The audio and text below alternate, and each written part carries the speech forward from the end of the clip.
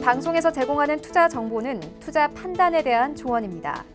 방송에서 제공하는 주식의 가치, 가격 상승 및 가격 하락에 대해서는 방송사에서 보장하지 않습니다.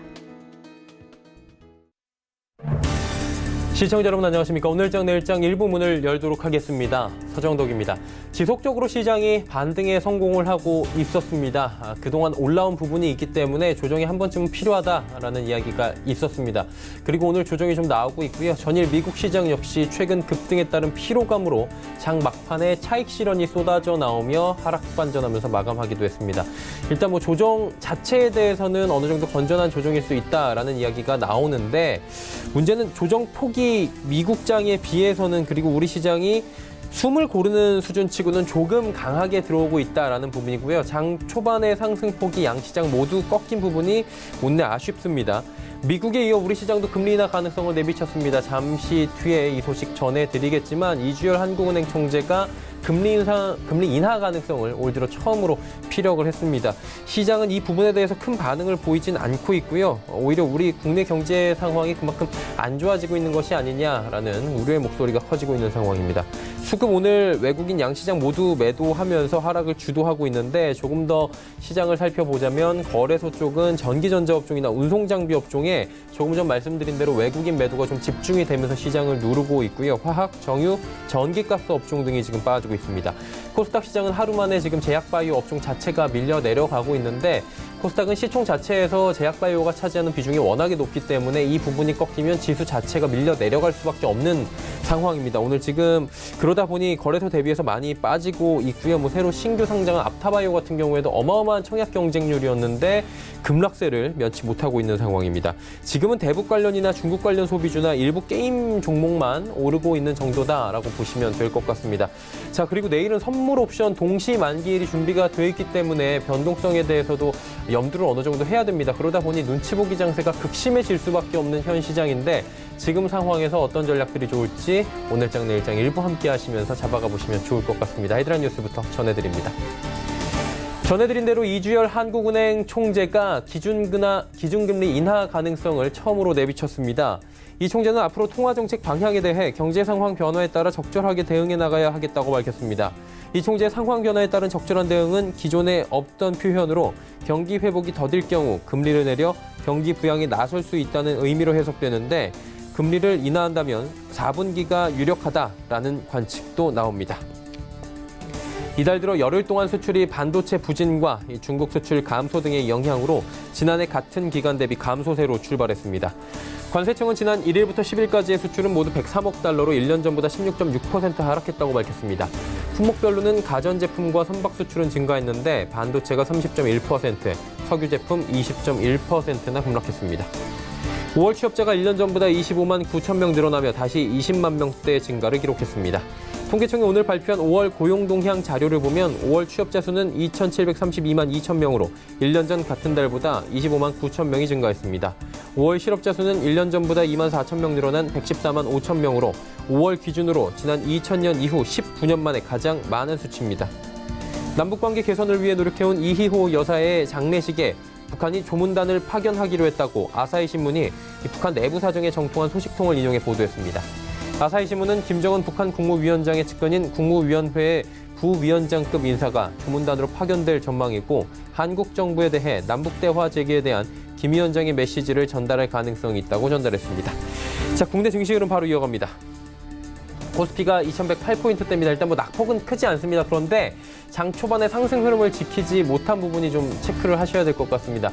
하루간의 흐름 좀 정리해보면 일단 2118포인트 고점 자체는 나쁘지 않았습니다. 그런데 급격하게 지금 밀려 내려오면서 하락 반전하는 모습이 현재 포착이 된 건데요.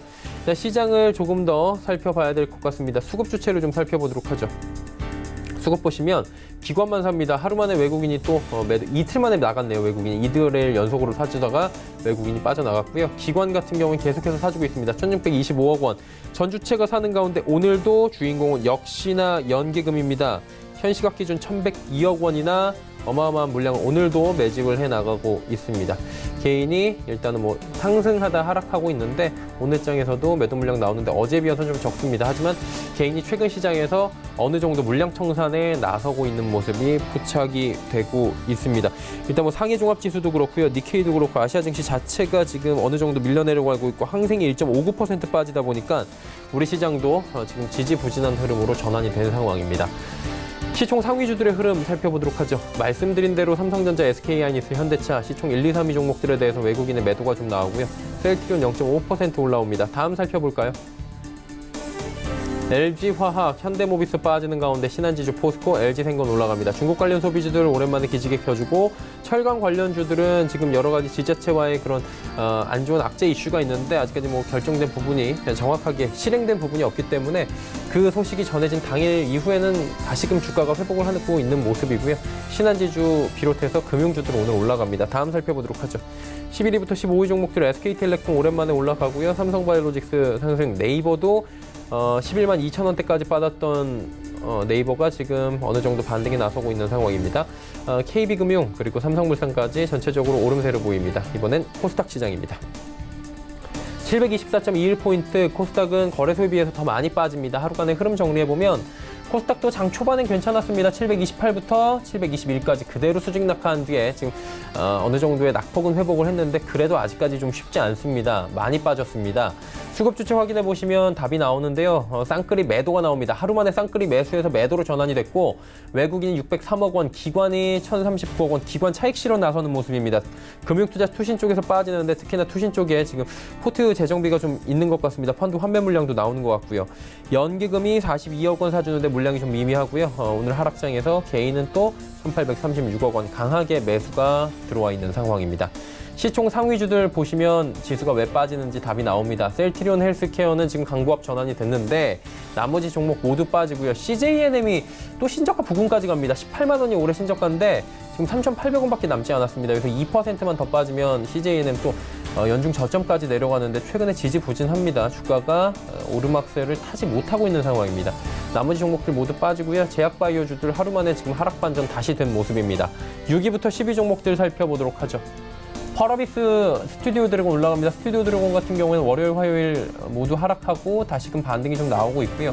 메디톡스가 또 빠집니다. 2%대. 휴젤도 오늘은 빠지네요. 그리고 셀트리온, 제약도 빠지고요. 11위부터 15위 종목들 살펴봅니다. 자, 보시면 ABL바이오 그리고 KMW, 파라다이스, SFA 상승하는 가운데 SK머티리얼즈는 2.74%나 하락하고 있는 모습입니다. 원달러 환율 살펴봅니다. 오늘은 또 올라가네요. 1181원 90전. 일단은 어제 급락 뒤에 어느 정도 되돌림이 나오는데 이런 50전 정도 올라오면서 강달러 만들어지고 있는 상황입니다. 금일 본 방송에서 제공해드리는 정보는 투자 판단에 대한 조언일 뿐입니다. 해당 주식의 가치와 수익률을 보장해드리지 않는다는 점 참고해 주시길 바랍니다. 시장의 이슈 정리합니다. 펠리즈 투자리서치 김민수 대표입니다. 안녕하십니까? 네, 안녕하십니까. 예, 뭐 조선업부터 좀 여쭤보도록 할 텐데요. 조선업 지금 아직까지 전체 수주량으로는 중국한테 밀려 있는데 지난 5월 달을 복귀를 해보니까 중국을 제치고 다시 1위를 탈환을 했습니다. 어느 정도 지금 저점 찍고 지금 도는 거 아니냐라는 이야기가 스멀스멀 계속 올라오는데 동향 좀 살펴주시겠어요? 네, 오늘 나오는 조선업종 관련된 얘기는 그래도 지난달에 선전했다랑 관련된 쪽에서 조금 더 부각을 받고 있는데 아무래도 시장이 좀 올라오다 보니까 좀 대표적으로 소외된 쪽에서 매수세가 들어오지 않느냐라고 보여지고 있고요. 하지만 좀 더 확인할 부분들은 있다라고 봐야 될 것 같은데 특히 작년에 그래도 한국조선사는 지난 2011년도 최고 기록이었던 40%를 넘어서는 글로벌 시장 점유율을 보였었죠. 그러다 보니까 44%대로 작년 같은 경우 조선업에 대한 기대가 상당히 높았는데 올해 들어서면서부터 수주가 생각보다 그렇게 많지 못했습니다. 현대중업 같은 경우 목표액 대비해서 수주액이 15%대, 대우조선이나 삼성중공업은 30%대 정도로 이어지고 있는데 왜냐하면 아무래도 글로벌 선박 발주량이 크게 줄었다고 봐야 될 것 같고요. 작년 동기 대비 37% 줄은 상황이지만큼 아무래도 어떤 미중 간의 무역 분쟁이나 어떤 글로벌 교역량 둔화에 영향을 받는다라고 봐야 될 것 같고요. 특히 그러다 보니까 주력이었던 컨테이너, 탱커 같은 상선 부분이 발주가 좀 미미한 상황들인데 그래서 5월 달을 제하고 봤었을 때는 지금 중국한테 밀립니다. 하지만 중국은 이 벌크선이라고 그러죠. 상대적으로 어떤 노동력이 많이 들어가는 어떤 기술력보다는 노동력에 우위를 둔 벌크선 쪽에 강점이 있다 보니까 1위를 했는데 수익성은 그렇게 좋지는 못하다고 봐야 될 것 같고요. 그래도 그나마 LNG선 중심으로는 삼성중공업, 대우조선이 선전을 했던 상황들이라고 봐야 될 것 같은데 그러다 보니까 앞으로도 계속 관심 있게 봐야 될 부분들은 이 LNG선 운반선이나 VLCC라고 하는 초대형 원유 운반선이죠. 이쪽에 대해서 계속 그래도 선전할 수 있는지에 대해서 하반기에도 성과가 나오기 시작한다라고 하게 되면 어떤 수주에 맞춰서 주가도 조금 더 탄력적으로 움직일 수 있겠다라는 관점 쪽에서 주목해야 될 것 같고요. 또 하나 턴어라운드 기조는 좀 빨라지고 있습니다. 벌써 1분기부터 현대중공업이 관련돼서 영업이 거의 턴어라운드 되는 모습들을 보여주다 보니까 그와 관련돼서 지금 영업활동 현금 흐름도 상당히 좋아지고 있고요. 그런 측면으로 보게 되면 앞으로에 대한 변화는 기대감이 살짝 올라갈 수 있는 수치란 점으로 봤었을 때 생각보다 나쁘진 않겠다고 보여지고 있는데 하지만 또 현대중공업과 대우조선해양의 어떻게 보면 인수와 관련된 인수 완료가 또 하나의 숙제겠죠. 그런 부분까지 확인이 돼야 조금 더 탄력을 보일 수 있겠다는 관점 쪽에서 일단 그래도 탑픽을 고른다라고 하게 되면 약간 대우조선해양이 조금 더 낫지 않을까 그렇게 보여지고 있습니다. 네, 조선업종에 대한 이야기 남겨주셨고요. 중국 쪽 조금만 더 여쭤보도록 하겠습니다. 사실 중국 하면 뭐 수출품 가운데 가장 뷰티, K뷰티, 화장품을 으뜸으로 꼽았었는데 최근 시장은 또 그게 아니라는 얘기가 나옵니다. 중국과 관계가 개선돼도 화장품 관련주들은 그렇게 맥을 못 추는 것 같은데 화장품이 별로 인기가 없어졌나요? 네, 발표되는 데이터를 보게 되면 인기가 많이 떨어졌다고 봐야 될 것 같습니다. 특히 작년에 중국 화장품 시장 규모와 브랜드별 점유율을 발표한 유로모니터의 데이터를 보게 되면요. 한국의 주요 화장품 브랜드가 10위권에 하나도 없습니다. 17위권에 이니스프리라고 하는 아모레퍼시픽이 1.1%의 점유율을 갖고 있고요. 동향들을 살펴보게 되면 프랑스, 미국 이런 어떤 브랜드가 강세가 이어지고 있다라고 봐야 될 것 같은데 그만큼 중국의 수준이 높아지다 보니까 럭셔리 제품에 대한 수요가 더 늘어났다라는 쪽으로 보여지고 있고요. 또 하나 눈에 띄는 게 중국 로컬 업체들이 상당수 어떤 높은 지위를 차지하고 있다라는 관점 쪽에서 벌써 15위권까지 해서 봤을 때 중국 업체가 4개나 들어가 있는 상황들이죠. 그런 쪽으로 보게 되면 상대적으로 어떤 글로벌 브랜드 대비해서 합리적인 가격, 가성비죠. 그와 함께 중국 전통 한방을 이용한 제품의 출시가 많았다는 쪽이 소비자들에 대해서 선호를 받았다고 보여지고 있는데 이쪽은 아무래도 한국 제품들을 많이 카피했다고 봐야 되겠죠. 그런 관점 쪽에서 상대적으로 로컬 업체들이 강한 흐름들이 나오다 보니까 특히 한국 화장품 같은 경우는 고가임에도 불구하고 포지셔닝이 제대로 좀 못 갖춰져 있는 게 아니냐라는 관점들이 높고요. 특히 면세점 기획 상품이다. 이런 관점들, 특히 따이공들이 한국에 와서 면세점에서 대거 구매를 해가다 보니까 중국에서는 막상 이 가격에 우리 한국 화장품 사는 거 어떻게 보면 우리를 봉으로 아느냐 이런 쪽으로 나올 수도 있는 부분들이죠. 그러다 보니까 많이 모멘텀이 약화됐다라고 볼 수 있는 흐름들인데 그런 차원에서 봤었을 때 데이터만으로 보게 되면 아무래도 위축되는 흐름이라고 봐야 될 것 같고요. 그런 쪽에서 위안화 약세라든가 특히 중국 소비 심리가 위축이 돼 있는데 최근 들어서 또 중국 정부에서 경기 부양책들을 내놓기 시작하죠. 그런 관점 쪽에서 다시 살아날 수 있는지에 대한 부분들을 좀 더 체크해야 될 걸로 보여지고 있는데 아무래도 국내 화장품 업체들은 매출처의 다변화가 좀 필요하지 않을까. 중국 의존도에 너무 집중하는 것은 일단 바람직하지 않다라고 봐야 될 것 같고요. 하지만 앞서 말씀드린 것처럼 상대적으로 중국의 내수업체가 부상한다라고 하게 되면 그쪽에 기회를 가질 수 있는 업체 쪽으로는 국내에서 그래도 화장품 용기 쪽에 진출한 회사가 상대적으로 그에 따른 수혜를 입을 수 있겠다라고 바라보고 있는데 대표적으로 연우라고 하는 화장품 용기 국내 시장 점유율 1위 회사죠. 이쪽에 대한 기회 요인들이 좀 더 높지 않을까 바라보면서 아직까지는 어떤 큰 그림상으로 봤었을 때 적어도 위안화가 약세가 좀 멈춰야 관련된 흐름들을 좀 더 챙길 수 있겠다라는 쪽으로 화장품주는 바라보는 게 좋다고 보여집니다. 네, 화장품 관련주에 대해서 바라보는 시각에 대한 코멘트를 해주셨습니다. 자, 오늘 말씀은 여기까지 들어야 될 것 같습니다. 고맙습니다, 대표님. 네, 감사합니다. 헬리지 투자인 리서치 김민수 대표와 함께했고요. 이슈 칼럼 바로 이어갑니다.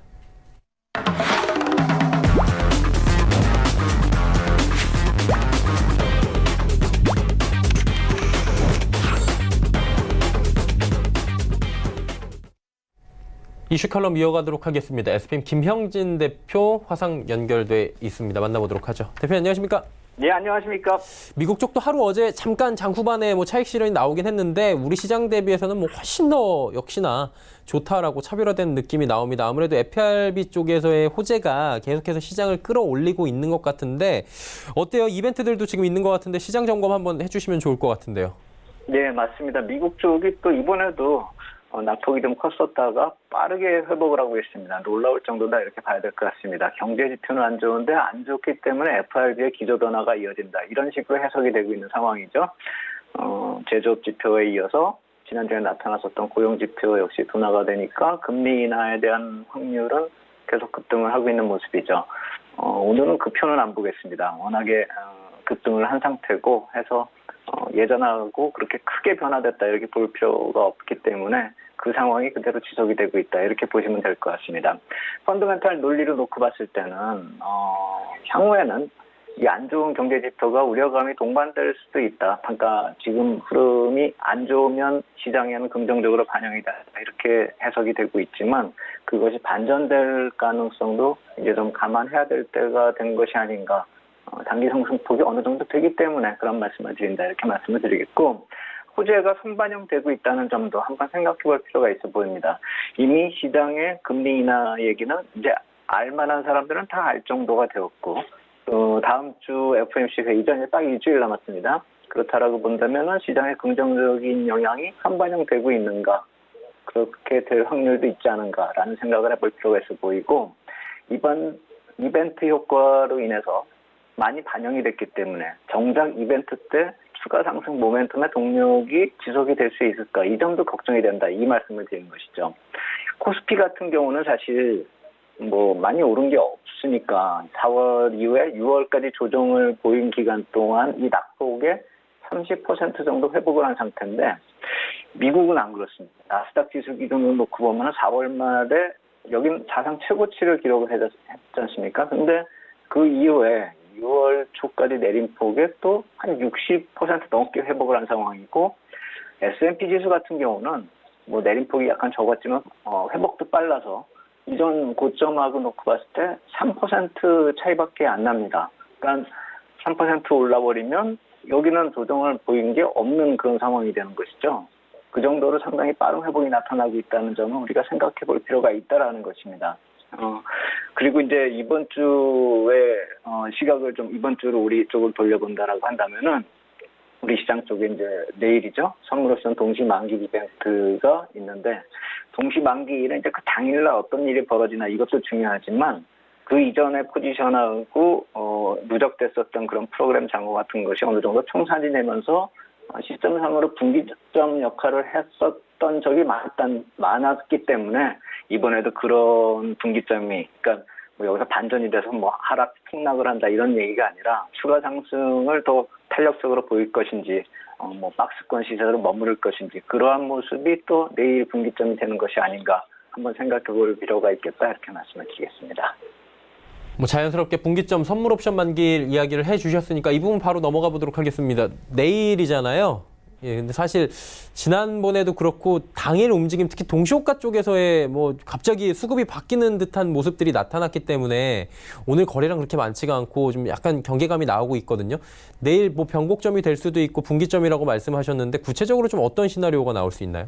그렇죠. 내일에 이제 동시호가 때 이제 나타날 수 있는 그런 변화 움직임도 우리가 한번 체크를 해볼 필요가 있다라고 생각이 되는데, 우리가 그래서 제가 이 프로그램 전체 잔고를 이렇게 보면은, 이렇게 좀 헷갈릴 수가 있기 때문에 차익 거래하고 비차익 거래를 좀 나눠봤습니다. 그래서 어제까지의 수치로 업데이트를 해가지고 보니까 차익 거래 매도 잔고가 지난 동시 만기 이후에 7,448억이 쌓였습니다. 그러니까 지금 보시는 그림에 이 파란색 선이 매일매일 매도 차익 거래가 나온 것이고 붉은색 선이 매수 차익 거래가 나온 겁니다. 우리가 횟수를 보나 이 막대기 길이를 보나 파란색 선이 많죠. 그러니까 매도 잔고가 많이 쌓여 있는 것이고 만약에 내일 화상상품 만기일에서 청산이 들어온다라고 한다면은 매도 잔고가 있기 때문에 이게 매수로 들어올 수 있다. 그러니까 긍정적인 효과가 나타날 수 있겠다. 이렇게 볼 수가 있는 것이죠. 하지만 이게 지난 월물에서 롤오버돼서 넘어온 것도 있을 것이고 뭐 기존의 매수가 청산이 된 것도 있을 것이고 저 중에서 롤오버 넘어가는 것이 또 있을 것이다. 이런 점을 감안한다면은 저 자체가 모든 매수세로 잠재하고 있는 매수세다. 이렇게 보기는 힘들죠. 그래서 전체적으로 3월 만기 이후에 지금 청산돼야 될 매물이 거의 없는 상태다. 오히려 매수 쪽으로 들어올 가능성이 있다. 이 정도로 해석하면 되는 것이지 7천억이 내일 모두 다 매수가 들어온다. 이렇게 보기는 힘들겠죠. 보통 저렇게 잔고가 있으면은 옵션 만기 한 달에 한 번씩 돌아오는 그 경우에는 한 절반 이하로 청산이 되는 경우가 많고 이렇게 동시만기에서는 한 절반 이상 많으면 뭐 한 70%까지도 청산이 되는 경우가 있었다는 과거 사례들을 생각을 해본다면은 좀 긍정적인 영향도 있을 것이다. 이렇게 보시는 게 맞겠습니다.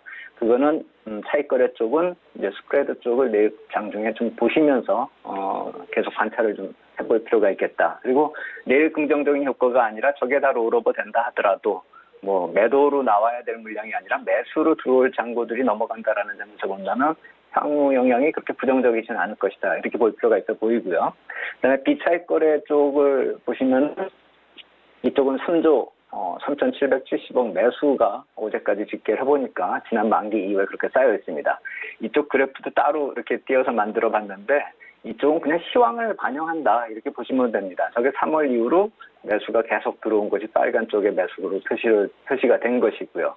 5월에는 계속 조정을 보였는데 그때는 사실 이제 보통 이런 비차익 거래가 패시브 자금 매수 매도를 반영하는 그런 모습이다 이렇게 놓고 봤을 때 파란색 선은 외국인 매도나 국내 쪽의 펀드 이탈 이렇게 해석을 하시면 되겠고 최근에 다시 빨갛게 나오고 있는 거는 6월에 들어서면서 반등을 하면서 패시브 자금의 유입 이렇게 해석을 하시면 될 것입니다. 특히나 최근에 비차익 거래 매수 쪽에서 큰 비중을 차지하는 게 우리 연기금 쪽이다 이런 점을 생각을 해본다면 이쪽에 비차익 거래가 많다, 누적이 돼 있다라고 하더라도 연기금에서 만기일날 청산하면서 매도를 쏟아낼 확률은 거의 없다라는 점을 생각해 봤을 때 이쪽은 부담이 되지 않을 것이다. 이렇게 보시면 될 것 같고 보통 또 누적 포지션, 이 외에 이제 누적 포지션을 놓고 봤을 때 외국인 쪽에서 매도 물량이 좀 많으면은 좀 걱정이 되지 않느냐 이렇게 생각이 될 수도 있는데 이거 역시 어제 날짜를 다시 집계를 해보니까 지난주까지 한 2만 5천 계약 정도 쌓아놓고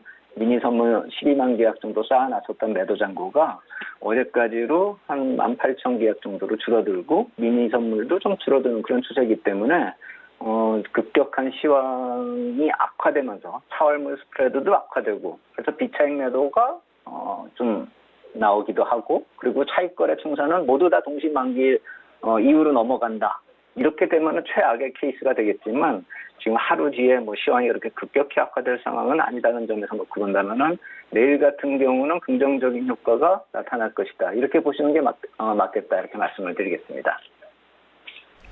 한마디로 당장 내일인데 어마어마한 변수만 나타나지 않는다면 지금 통계적으로 나와 있는 자료를 볼 때 차익거래, 비차익거래 물량들을 볼 때 청산이 아무리 되더라도 큰 문제가 발생할 확률은 극히 적다라고 정리가 됐습니다. 한마디로 지금 부정적인 기류보다는 긍정적인 기류가 조금 더 많게 볼 수 있는 확률적으로 볼 때 그런 이유가 될 수 있을 것 같은데 어때요? FOMC까지 지나고 나면 조금 더 시장이 좀 돌지 않을까 서머랠리에 대한 기대감도 조금씩 나오는 것 같은데 어떻게 보세요? 저도 이제 그런 점을 생각을 해보고 싶습니다. 만약에 진짜 아까 말씀드렸듯이 미국이 조금만 더 올라가 버리면 이건 뭐 사상 최고치 랠리를 막 보인다 뭐 이런 식이 돼버리면 서머 랠리로 이어질 수도 있겠죠. 그래 특히나 뭐 정책적인 효과가 뒷받침이 돼준다면요.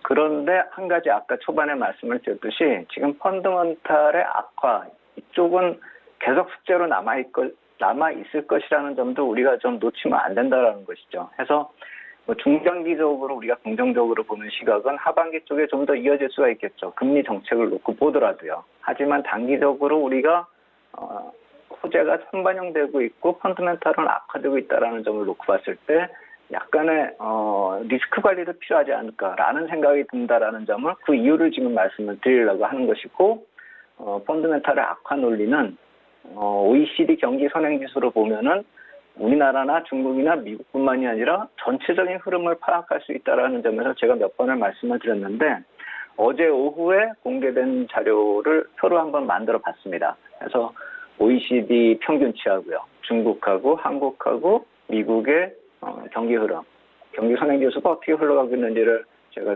그래프로 그려보니까 OECD 경기 평균치는 둔화가 계속 지속이 되고 있습니다. 그러니까 그것이 지금 그림의 보라색 선 아래에서 그 중간 부분의 아래에서 두 번째 선 이걸 보시면 되겠고 미국 같은 경우는 녹색 선 중간 부분에서 제일 아래쪽 선 이렇게 보시면 되겠고 중국 같은 경우는 푸른색 선으로 제일 오른쪽에서 끝에서 좀 돌아서고 있는 듯한 그러니까 남들은 다 안 좋은데 중국은 약간 좀 반등을 하는 왜냐하면 가장 많이 둔화되는 그런 아래까지 내려왔기 때문에 지금 돌아서고 있는 모습이 나타나고 있다. 그리고 한국 같은 경우는 제일 위에서 핑크색으로 지속적으로 하락하는 모습이 좀 나타나고 있죠.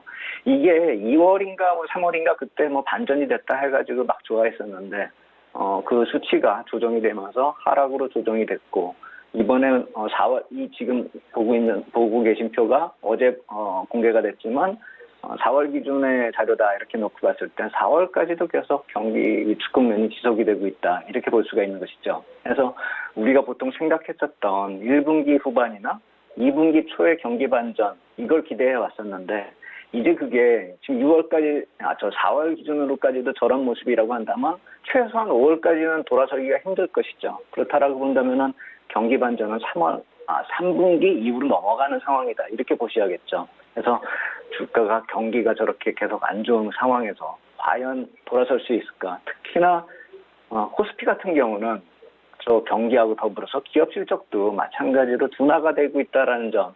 그러면 경기도 안 좋고 기업 실적도 안 좋은데 돌아설 수 있을까? 이런 걱정을 하게 만드는 것이죠. 2분기 지금 기업 실적 자체가 집계가 되고 있죠. 지금 6월 말이니까요. 6월 중순이니까요. 그래서 2분기 집계는 거의 다 지금 주가에 반영이 되고 있다라는 점을 놓고 보면은 펀더멘털 악화가 계속 지속이 되고 있고 턴어라운드 기대감, 그러니까 기업이익의 턴어라운드 기대감도 감소가 되고 있는 것이죠. 그렇기 때문에 우리 시장 쪽으로는 특히나 정책적 효과가 약화되고 있다는 점에서 좀 2분기 기업 이익을 감안했을 때 경기도 안 좋다라는 점을 감안하면 이중고를 겪지 않을까라는 생각이 든다. 이 말씀을 드리는 것이고 금리 인하에 대한 영향력에 대해서도 아까 초반에 말씀을 드렸지만 내년까지 급격한 금리 인하가 되는 것이 이미 반영이 되고 있습니다. 내년에 금리 동결될 확률이 거의 제로입니다. 지금 수치상으로 확인을 해보면요. 그리고 보통 50bp 이상의 인하가 확률이 한 70%씩 되기 때문에 이게 시장에 지금 반영이 되고 있는 것이죠. 그런데 최근에 보면은 이 금리 인하 확률이 막 급등하고 있는 그런 모습이 어떤 경제 지표가 발표될 때마다 급등을 하고 있습니다. 그러니까 예전에는 무역 분쟁이 생겨가지고 막 우려감이 생기면은 금리 인하 확률이 높아지는 그런 모습이었는데 이젠 그게 아니라는 것이죠. 그러니까 무역 분쟁 악영향에 대해서 선제 대응을 하는 그런 기대감이 아니라 경기 악화가 그대로 반영이 되고 있다라고 한다면 그렇고 지금부터 내년까지 급격하게 금리 인하가 그래서 나타나게 된다라고 한다면은 시장에 주는 시그널은 금리 인하 시작하는 시점이 매도 시그널로 작용될 수도 있다라는 점. 그리고 지금 1년 정도의 텀으로 금리 인하가 극대화되고 있다라는 그런 표를 놓고 봤을 때는 1년 안팎 보통 조정 사이클이 나타났었다는 점. 이 점도 한번 생각할 필요가 있다는 것이죠. 그렇다면은 지난해 말에 나타났었던 하락 조정이 지금 조정 사이클의 마무리다 우리가 인식을 하고 지금 서머랠리 얘기를 할 수가 있죠. 근데 만약 그게 조정 사이클의 마무리가 아니었다. 최소한 박스권에서 다시 조정으로 들어갈 수 있다라는 점만 생각하더라도 서머랠리 가능성에 대해서는 반반이다 이렇게 놓고 봐야 되겠죠. 특히나 무역 협상이 제대로 풀릴까 이 점을 놓고 본다면은 안 풀리면 악재 계속 지속이 되겠지만 풀려도 경기를 바로 돌려 세울 수 있을까 이 점에 대해서는 의문점이라는 것이죠. 미국의 바닥 확인은 빨라질 수 있어도 중국 중심의 이머징 마켓이 과연 직접적으로 수혜가 될까 이건 의문이라는 것이죠. 그래서 좋아도 이머징 마켓 시장이 그다지 좋지 않을 것이다. 그러니까 차별하고 장기적으로 효과가 마무리될 가능성이 크다라는 점을 감안한다고 본다면은 의외로 무역 분쟁까지 해결이 되더라도 단기에 마무리되고 이머징 마켓 쪽보다는 미국 쪽이 오히려 수혜를 입는 그런 현상이 나타날 수 있다는 점도 우리가 좀 시장을 대응에 감안을 해야 되겠고 그렇다라고 본다면은 금주하고 만약에 다음 주까지 강세가 이어진다라고 했을 때 이런 강세에 편승하는 전략도 맞기는 맞겠지만 리스크 관리 쪽도 한번 우리가 이제 병행해서 신경을 써야 될 시점이 다가오고 있는 것이 아닌가 강세가 지속이 된다면 2100포인트 위에서는 그러한 전략도 한번 생각해 볼 필요가 있다 이렇게 생각이 됩니다. 일단은 뭐 미국 쪽이랑 역시나 차별화된 움직임이 나타날 확률이 있고 바닥 따지는 것들도 시차를 둘 수가 있다라는 부분에 대해서 다시 한번 강조를 해주셨고요. 이주열 하는 총재가 지금 아무래도 금리 인하 가능성을 오늘 처음으로 피력을 했는데 그 부분이 우리 시장에는 오히려 부담으로 작용을 할 수 있는 그런 부분이 될 것 같은데 그러다 보니 지금 개별 종목 장세로 계속 펼쳐지고 있어요. 이 시장은 어떻게 저희가 또 봐야 되는지 마지막으로 들어볼까요? 그렇죠. 이제 그러한 얘기도 나오고 하는데 우리 같은 경우에 금리 정책이 너무 좀 한 템포 늦는 시점이 있었고 그렇게 파급 효과가 크지 않다라는 점 한번 생각을 해본다면 미국보다 큰 기대를 하기는 어려울 것이다 이렇게 생각이 되고 현재 나타나는 주가를 보더라도 그렇습니다. 지금 프리어닝 시즌으로 들어서고 있기 때문에 점검을 해본다라고 한다면 60일 신고가 종목에서 어떤 일관성을 찾기가 힘듭니다. 오늘 같은 경우도 건설이나 음식료 업종에서 그리고 또 몇몇 개별 기업에 의해서 60일 신고가가 나타나고는 있는데 그 시장을 주도할 만한 그런 주도 업종이나 어떤 종목이 나타나고 있지 않다라는 점을 생각해 본다면 2분기 어닝 시즌 큰 기대하기 힘들다는 것이죠. 더군다나 어닝 시즌 지금 접근하면서 실적에 따라서 보통 종목별 급등량이 나타날 것인데 신고가 종목은 별로 없고 추세가 이탈되는 종목들, 급락하는 종목들이 종종 나타난다는 점, 그 점을 생각해 본다면은 중순 이후에, 그러니까 이번 달 중순 이후에 주가가 좀 투자적으로 악화되는 경우는 실적이 안 좋고 그것이 좀 더 이어질 수 있다는 점을 감안해서 실적에 대한 그 점검 그리고 리스크 관리, 종목별 리스크 관리가 필요할 것이다. 이 말씀 드리겠습니다. 네, 지금 현 시점에서 지금 관리 요령까지 함께 전략들까지 들어봤습니다. 오늘 말씀은 여기까지 듣도록 하겠습니다. 고맙습니다. 네, 감사합니다. 네, SPM 김형진 대표와 오늘 이야기 나눠봤고요. 함께 나눠본 이야기들 다시 한번 정리해드립니다.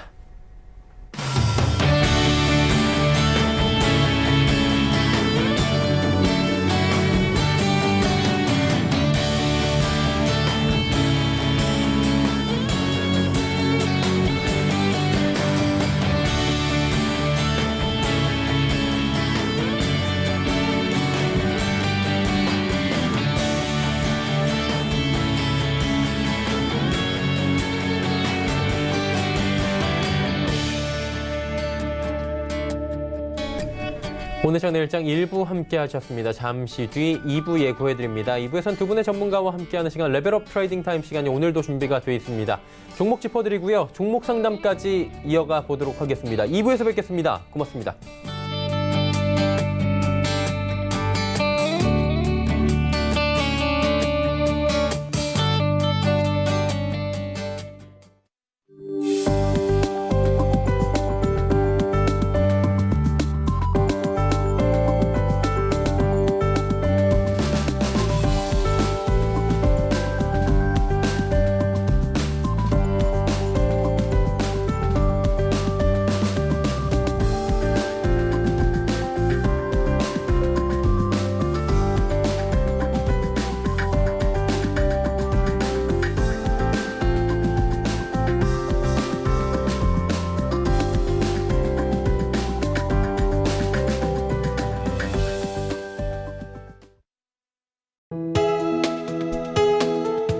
방송에서 제공하는 투자 정보는 투자 판단에 대한 조언입니다.